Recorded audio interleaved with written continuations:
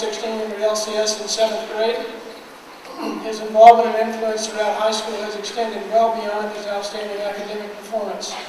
He is president of student body, president of the National Honor Society, a member of 6 other honor societies, recipient of numerous AP Scholar Awards, as well as the Woodman of the World U.S. History Award.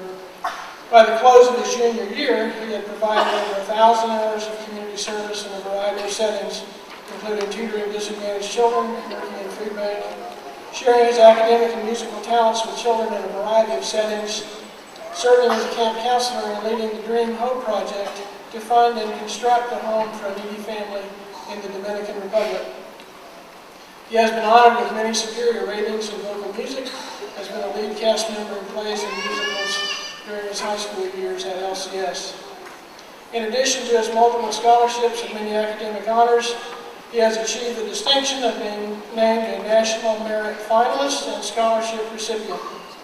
He plans to study chemical engineering at the University of Florida.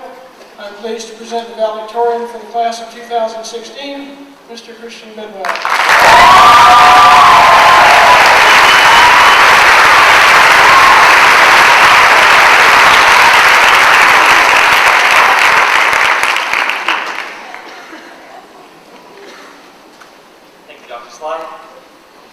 Before we get started tonight, I'd like to thank a few very important people.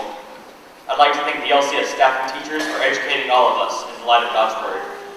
I'd like to thank the administration for consistently demonstrating their interest and investment in our growth and success. I'd like to thank my family and all the families of the senior class for loving and supporting us through this difficult journey. I'd like to thank my classmates in the class of 2016 for making our senior year outstanding. Finally, I'd like to thank our Lord and Savior, Jesus Christ. Without his love and sacrifice, none of us would be here tonight, celebrating the accomplishments of this amazing class. We all love stories. Whether they're books, movies, TV shows, or simple conversations with friends, stories are a fundamental part of our lives. We not only enjoy hearing and watching stories, but we also love to tell them. If you'll give me a few minutes of your time tonight, I'd like to talk about the story of you. Before we talk about your story, about our story, I'd like to ask a question. What makes a great story? A great story is one that has dynamic character development. It has a plot and storyline that involves action and the pursuit of some type of goal. A good story has irony, a change, some stress or twist that is unexpected. There, I think I pretty much summed up our English literature class for you. And a good story ends with resolve, a lesson learned, or a conclusion which reflects the growth of the character.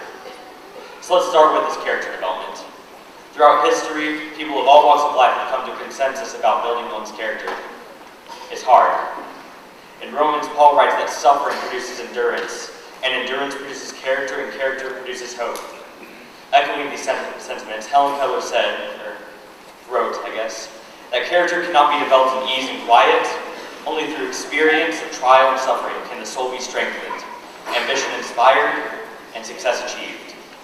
Don't you find it interesting that the products of hope and success will be much more closely tied with how we handle the challenges in life, that lie ahead, rather than how we handle our victories? On a student leadership university trip to Europe, my luggage arrived 4 days later than I did, so I had the joyful opportunity of storming the beaches of Normandy with nothing but a toothbrush and the clothes on my back. During the long college and scholar application process that followed, I was surprised by how many representatives were interested more in how I reacted to this adversity than on the whole trip of itself. A good story has a plot and storyline that involves action in pursuit of some goal. Each of us will likely begin our story with, I grew up in such and such a place at such and such a time.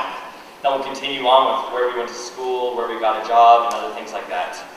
It is unlikely that we will dwell on this period of our lives because, despite what we might believe now, this will not have been the exciting part of our story. I've met a lot of people who enjoy a lot of different books and movies, and I've yet to hear someone say, I think Harry Potter would have been a lot better if he'd stayed at Uncle Vernon's house. Or The Hobbit would have been a lot better if he'd just stayed home. The fact of the matter is that their stories are exciting and memorable because they sought more out of life than what was already there. I know I'm not alone when I say that my years at LCS were exciting, emotional, and constructive. I also know I'm not alone when I say that the transition to college life seems daunting. However, the fact of the matter is that we are entering the stage of our lives adulthood, where we make the biggest decisions, hold the most responsibility, and have the greatest adventures. Of course it's scary. However, I ask you to consider this. When you think of your favorite story, do you think of chapter 1 or of what comes next? We must trust God's guidance, His love, His providence, and His plan for our lives as we enter this exciting new chapter. A good story has irony, a change, a stress, or some twist that is unexpected. Few people understood this truth better than Joseph of the Old Testament. He moves from a beloved son to a guy in the hole to a slave and finally ends up as the right hand of the Pharaoh. Betrayal, endurance, redemption. The story of Joseph would not captivate us and enthrall us nearly as much if it were not for these unexpected trials and blessings. And finally, a good story ends with resolve, a lesson learned, or a conclusion that reflects the growth of the character. How many times have we gotten to the end of a good movie only to be let down by an anticlimactic ending? We're looking at you, Papa J. Philippians 3:14 states, I press on toward the goal for the prize of the upward call of God in Jesus Christ. Classmates, I know we're about to step into this next stage of life. I know we're about to pursue careers in 100 different fields and studies all across the country. However, I urge all of us, in whatever we pursue, that we would live our lives and strive for our goals, knowing that one day we'll be standing before Jesus face to face. He will have read our stories. He will have been a big part of them if we allowed him to be. He will watch our character development, read through the plot of our lives, reflect on the changes that we went through, and ultimately, he will declare how we lived our lives for him. I don't know about you, but my ultimate desire is that for the last sentence of my story, that would go like this. Well done, good and faithful servant. Thank you.